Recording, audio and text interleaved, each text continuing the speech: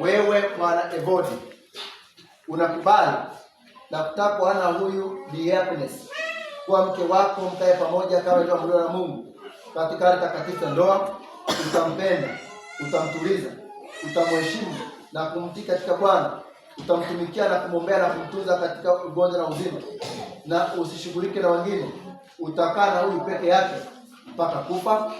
Ndio kwanza.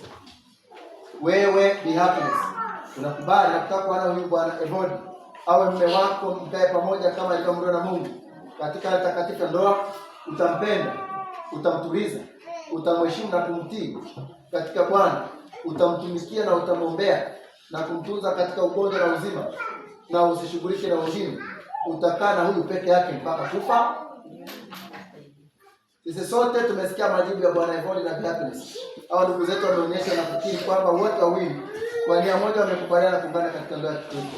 Hawa kwa uongozi wa Mungu, kwa sisi sote wa usharika huu tuone wajibu wetu kwa kuwasaidia na kuombea.